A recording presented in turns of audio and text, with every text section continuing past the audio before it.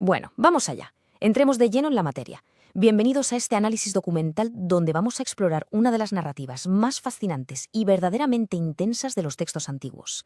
Imaginemos por un segundo que abrimos una novela gráfica, con una atmósfera súper tensa, casi al estilo de los mejores animes o cómics de suspense. Nos encontramos justo en el corazón de Mateo 14, un capítulo que literalmente lo tiene todo: milagros increíbles, tensión política, terrores nocturnos y un misterio súper profundo. Nuestra historia arranca con lo que parece un movimiento táctico, un retiro hacia las sombras, lejos de todo el bullicio, donde el maestro busca la soledad absoluta de un lugar desierto. Y prestemos atención al texto, porque dice, se apartó de allí. A ver, este retiro tan repentino en una barca hacia la nada no son unas simples vacaciones para desconectar, para nada. Hay un detonante muy claro.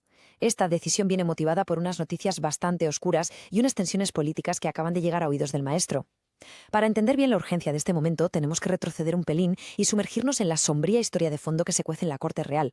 Y esto ilustra a la perfección el contexto en el que nos movemos. Hablamos de Herodes el tetrarca, una figura de autoridad tremenda, pero al mismo tiempo profundamente paranoica, que empieza a escuchar rumores sobre los poderes de Jesús.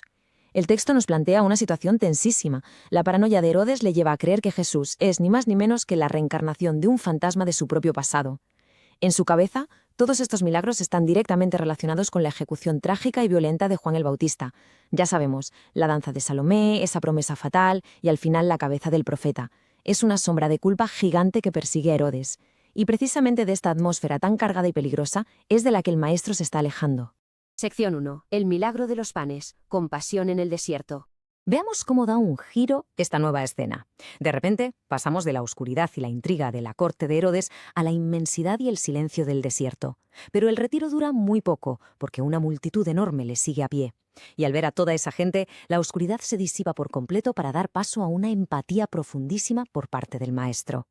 El problema es que, al caer la tarde, nos encontramos con un dilema casi imposible de resolver.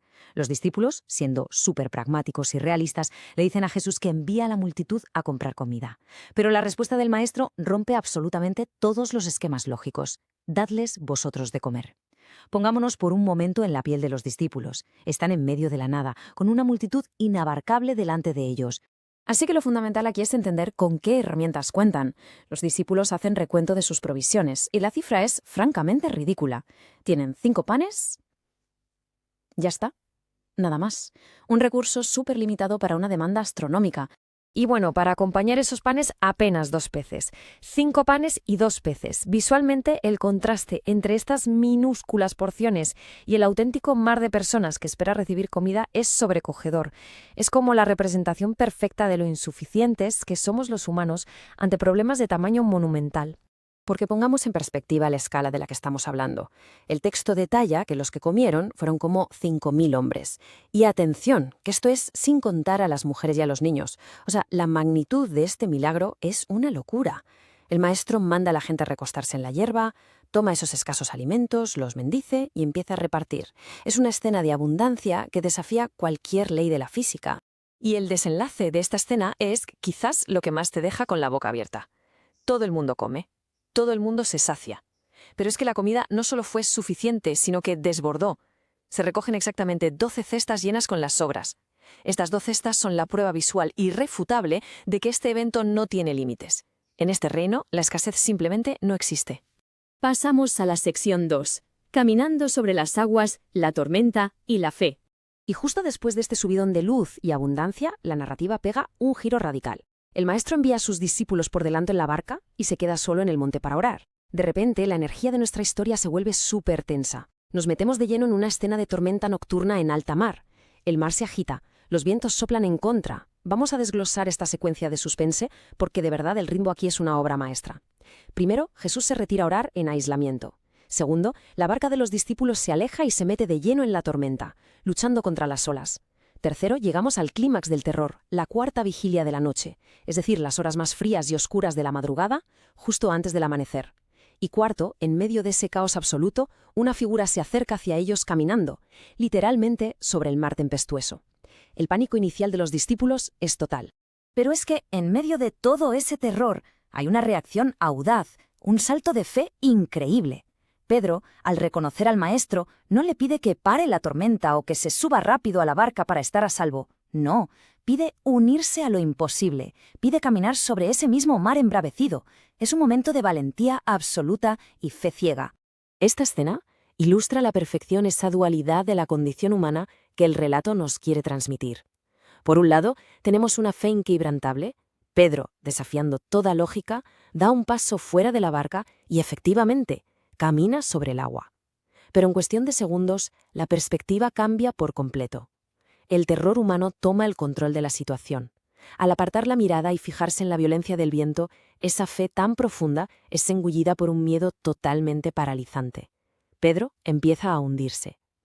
Si lo pensamos bien, ¿cuántas veces nos ocurre exactamente lo mismo cuando nos enfrentamos a nuestras propias tormentas del día a día? En ese instante de pánico extremo, Pedro grita pidiendo que le salven, y el rescate llega en milésimas de segundo. Jesús le tiende la mano y lo agarra. Pero fijémonos en la lección monumental que viene justo después del rescate. Hombre de poca fe, ¿por qué dudaste? A ver, este no es una regañina cruel ni mucho menos, es un cuestionamiento súper profundo sobre cómo funciona nuestra propia duda. Es una pregunta que resuena mucho más allá de esta historia y que nos empuja a pensar en dónde estamos enfocando nuestra atención cuando las cosas se ponen feas. Vamos con la sección 3. Sanidad y descanso místico. El maestro en Genesaret.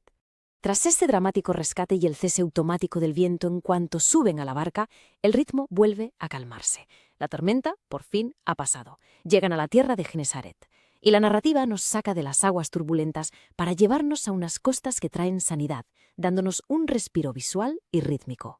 Allí, la gente reconoce al maestro y le empiezan a traer a todos los enfermos. Pero ojo, porque la sanidad física da paso a un clímax que es profundamente espiritual. Esta invitación es en realidad un descanso enorme, un refugio no solo para los cuerpos destrozados por la enfermedad o las tormentas, sino para esas mentes y almas que están sobrecargadas. Es una invitación directa a soltar todo ese peso y encontrar, de una vez por todas, un reposo verdadero. Y por último, sección 4. El misterio del reino, reglas y recompensas.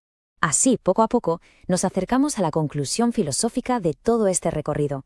El maestro no se dedica solo a hacer maravillas físicas, sino que está sentando las bases de un paradigma completamente nuevo. A través de todos los eventos que hemos visto, desafía sin parar las motivaciones más profundas y escondidas del corazón humano. Y una de las reglas de oro de este reino lo deja clarísimo. No juzguéis para que no seáis juzgados. Todo lo anterior, alimentar a miles de personas, dominar la naturaleza, curar a los enfermos, tiene un propósito final: llevarnos a una transformación interior y espiritual. La verdadera pasada no es caminar sobre el agua. El verdadero milagro es tener la capacidad de mirar a la persona de al lado sin la lente afilada del juicio. Para resumir un poco este viaje espectacular, hemos pasado por las sombras de la política. Hemos visto cómo recursos minúsculos se multiplicaban. Hemos atravesado tormentas de miedo y fe. Y hemos llegado a un lugar de descanso y sanidad.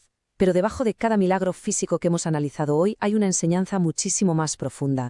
Este reino funciona con sus propias reglas, y conseguir alinear nuestro corazón con ellas trae una recompensa que va muchísimo más allá de lo puramente material. Lo cual nos deja con un misterio gigante flotando en el aire, justo como si fuera el final de temporada de nuestra novela gráfica favorita. Si la transformación interior es el verdadero milagro, la pregunta que nos tiene que quedar resonando en la cabeza es esta: ¿cómo demonios es posible navegar por toda esta complejidad humana y lograr juzgar sin ser juzgado? Es un enigma que desafía nuestro ego y nuestra mente al máximo, una intriga súper profunda que nos deja preparados para todo lo que está por venir. Muchísimas gracias por acompañarnos en este análisis. Y la historia, bueno, la historia continúa.